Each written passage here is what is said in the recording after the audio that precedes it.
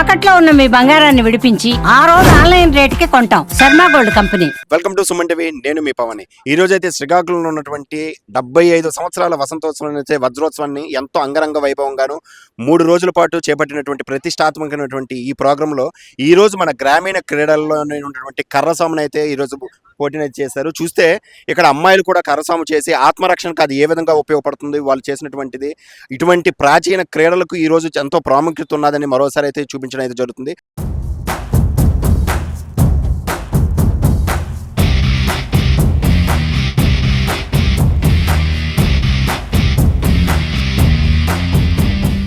ఒకసారి విజువల్లో చూస్తే వాళ్ళ ఆత్మరక్షణ కోసం కూడాను, అంటే ఇది వాళ్ళకి ఒక వ్యాయామమే కాదు, ఇది వాళ్ళ ఆత్మరక్షణ కూడా ఉపయోగపడుతుంది అంటున్నారు. అయితే ఇది మనం చాలా మంది కూడాను ఈరోజు కర్రసాం అంటే ఏంటో తెలియని పరిస్థితిలో ఈరోజు ఈ గ్రామీణ పోటీలకు మళ్ళీ ఊరటం అయితే వస్తుంది. చూస్తున్నారు కదా. సో వాళ్ళు డిఫెన్స్ కూడాను, అంటే ఎవరైనా సరే వాళ్ళ దగ్గరకు వచ్చినట్లయితే ఆత్మరక్షణ కూడా ఇది ఉపయోగపడుతుంది, అదే విధంగా వ్యాయామం కూడాను. అయితే చిన్న వయసులోను కూడాను ఇటువంటివి క్రీడలు ఏ విధంగా అయితే వీళ్ళు చేస్తున్నారు, అసలు ఈ క్రీడల వలన ప్రాముఖ్యత ఏంటి, టోటల్గా ఒకసారి వాళ్ళ మాటలను తెలుసుకునే ప్రయత్నం చేద్దాం. ఎన్నాళ్ళ నుంచి చేస్తున్నామమ్మా? 1 year 2 months అవుతుంది. 1 year 2 months అవుతుంది. ఎలా ఉంది ఇది క్రీడ? గురువు గారు ఎవరు హర్షవర్ధన్ ఉన్నారు ఇక్కడ? శ్రీకళ ఎన్నాళ్ళ నుంచి నేర్చుకుంటా? 3 years అయింది. 3 years అవుతుంది. సో ఇది నీకు నేర్చుకోవడం నీకు ఎలా అనిపించింది? ఒక సెల్ఫ్ డిఫెన్స్ గా అది చాలా వరకు పనికొస్తుంది. ఓకే. చాలా కాంపిటీషన్స్ కూడా వెళ్ళాను నేను, నేషనల్స్ కూడా వెళ్ళాను. ఎలా ఉంది ఇది? అంటే ఇప్పుడు అంత ఈజీ అయితే కాదు కదా. సో మరి నీకు అక్కడ ఏమైనా దెబ్బలు తగలడం కానీ తగులుతాయి, బట్ దీన్ని నేను ఒక ఇది వస్తుంది కంప్లీట్ గా డిఫెన్స్ ఎంత మందిని నువ్వు ప్రొటెక్ట్ చేయగలవు? 5 members అలా 5 members వరకు నువ్వు ప్రొటెక్ట్ చేయగలవు. ఈ రోజు ఆ నమ్మకాన్ని కలిగించినటువంటి క్రీడ ఇది. అయితే అసలు వీళ్ళందరికీ కోచ్గా ఉన్నటువంటి హర్షవర్ధన్ గురించి ఒకసారి మాటలోని అసలు ఈ క్రీడ ఎలా ఉంటుంది, దీని గురించి ప్రాముఖ్యత ఏంటి కూడా తెలుసుకుందాం. హర్షవర్ధన్, సో చూస్తే నువ్వు కూడా చాలా చిన్నోడివి, చాలా మందికి ఇది కంప్లీట్గా అయితే డిఫెన్స్ ఇస్తున్నావు. అసలు దీని మీద నీకు ఎన్ని సంవత్సరాలు అనుకో? నాకు దీని మీద 10 years ఎక్స్పీరియన్స్ ఉందన్న. నేను దగ్గర నా 4 years నుండి స్టార్ట్ చేశాను. నాకు ప్రెసెంట్ 28 years. ఓకే. నేను continue 3 time international gold medallist. Last 2018 to 20 వరకు ఇంటర్నేషనల్ గోల్డ్ మెడలిస్ట్. 2020లో ఆన్లైన్ ద్వారా అయ్యింది, అందులో బ్రాంజ్ మెడల్ వచ్చింది మనకి. పిల్లలు కూడా ఇప్పుడు మాట్లాడిన పిల్లలు అందరూ కూడా నేషనల్ మెడలిస్ట్. ఓకే. నేషనల్ మెడలిస్ట్కి అది కూడా గోల్డ్ మెడలిస్టే, సిల్వర్ మెడలిస్ట్ కూడా కాదు, అందరూ గోల్డ్ మెడలిస్టే. ఇందులోని 4 ఇంటర్నేషనల్ ప్లేయర్స్ కూడా ఇంటర్నేషనల్ మెడలిస్టులు కూడా తీశారు. నేను ఇక్కడ 5 years నుండి కోచింగ్ ఇస్తున్నాను శ్రీకాకుళం జిల్లాలో. దీంతోపాటు గట్కా అనే గేమ్ కూడా కొత్తగా ఇంట్రడ్యూస్ చేసాం. ప్రెసెంట్ అయితే మాత్రం ఇప్పుడు పంజాబ్లో గేమ్స్ ఉన్నాయి, దానికి ఇప్పుడు సెలెక్షన్స్ అయ్యాయి, దానికి కూడా ఇప్పుడు వెళ్తారు. నెక్స్ట్ మంత్ 19th నుండి అక్కడ జరుగుతున్నాయి పంజాబ్లో కూడా. సో ఇవి నేర్చుకోవాలనుకుంటే వాళ్ళకు ఉండాల్సినటువంటి క్వాలిఫికేషన్స్ ఏంటి? మెయిన్ డిసిప్లిన్ ఒకటి ఉండాలి, సెల్ఫ్ కాన్ఫిడెన్స్ అనేది మెయిన్ ఉండాలి.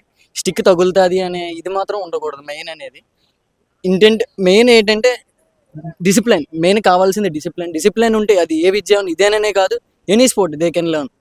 మెయిన్ అనేది డిసిప్లిన్ అనేది ఉంటే ఎలాంటిదని నేర్చుకోవచ్చు. సో ఇది ఎన్నాళ్ళ లోపల మనం నేర్చుకోవాలనుకుంటే ఇప్పుడు జాయిన్ అయితే ఎన్ని రోజుల్లో వస్తుంది? జస్ట్ 3 months మనం కాన్సన్ట్రేషన్ పెట్టుకొని 3 నెలలు నేను గట్టి నేర్చుకోవాలనుకో 3 నెలల్లో పూర్తిగా నేర్చుకోవచ్చు. దీన్ని సింగిల్ స్టిక్ కానీ డబుల్ స్టిక్ కానీ పూర్తి ఫుల్ ప్లెజర్గా సింగిల్ స్టిక్ డబుల్ స్టిక్ అనేది 3 నెలలు కంప్లీట్గా లెర్న్ చేయొచ్చు. ఓకే. సో ఇప్పుడు ఇది ఉంది కదా, ఈ గేమ్ని మీరు ఎన్నాలంటే ఇది అసలు అందరూ కూడా ఏంటంటే కర్రసాము అంటే తెలియని పరిస్థితికి వెళ్ళిపోయింది. ఈరోజు మళ్ళీ దీన్ని ప్రగతిలోకి తీసుకొని రావాలనుకుంటే ఎటువంటి ప్రోత్సాహాలు మీకు?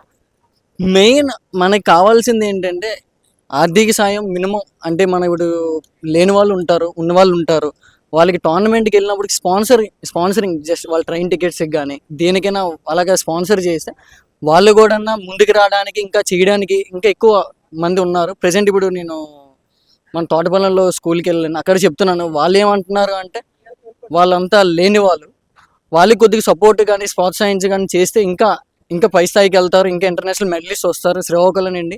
ఇప్పుడు ప్రెసెంట్ ఇక్కడ నుండి శ్రీకాకుళం నుండి దగ్గర 6-7 మంది ఇంటర్నేషనల్ మెడలిస్టులు ఉన్నారు.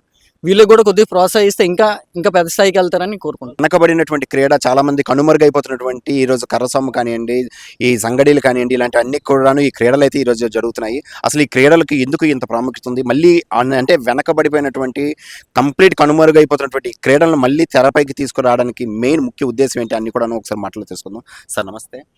సో అసలు ఈ క్రీడలను ఎందుకు మనం నిర్వహిస్తున్నారు, దీనివల్ల బెనిఫిట్స్ ఏంటి? క్రీడలు అనేవి మనకి జీవితంలో ఒక వ్యాయామం కిందలో ఒక భాగం. ఇది హెల్త్ ఈజ్ వెల్త్. మనకి ఆరోగ్యంకి ఇది ఎంతో సహకరిస్తుంది. ఈరోజు మన హాస్పిటల్ బిల్లు చూస్తుంటే ఎంతమంది చిన్న ఏజ్లోన రకరకాల గుండె జబ్బులు కలిపి వస్తున్నాయి. ఇవంటే మనం తీసుకునే ఫుడ్, ఆహారము, వీటి వల్ల మనం వర్క్ చేయకపోవడము, శ్రమ లేకపోవడం ఇవన్నీ జరుగుతుంది. దానివల్ల వచ్చేమో ఈ ఆరోగ్య సమస్యలు చిన్న ఏజ్లోనే ఈ సమస్యలన్నీ వస్తున్నాయి. మనకి పురాతన రోజుల్లో ఎక్సర్సైజ్ అనేది చేసేవారు. వాటిలో ఈ కరసాము అంటే తాలింకానలో భాగంగా ఇవన్నీ దాంట్లో ఈ సంగిడీలు, బరువులు ఎత్తడం, రాళ్ళతో బరువులు ఎత్తడం, బస్తాలు ఎత్తడం, ఆ కార్యక్రమం అనేది శారీరక వ్యాయామం అనేది జరిగేది. ఇప్పుడు అది లేదు. అంతను మెంటల్గా తప్పించి మెంటల్గా శ్రమ ఎక్కువ జరుగుతుంది.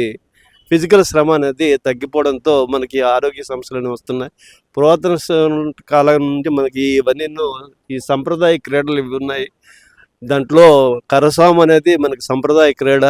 దాంతో పాటు ఈ సంగిడీలు, ఈ ఉలవలు బస్తాల లేపడం, ఎత్తడం, అలాగే ఈ గూటాలతో అవి లేపడం, ఇవన్నీ సంప్రదాయ క్రీడల్లో భాగంగా మనం అవి ప్రోత్సహించడానికి గురించి ఈ వజ్రోత్సవాల సందర్భం, శ్రీకాకుళం జిల్లా వజ్రోత్సవాల సందర్భంగా ఈ గ్రామీణ క్రీడలను ప్రోత్సహించాలనే ఉద్దేశంతో ఈ స్పోర్ట్స్ ఈరోజు నిర్వహించడం జరుగుతుంది.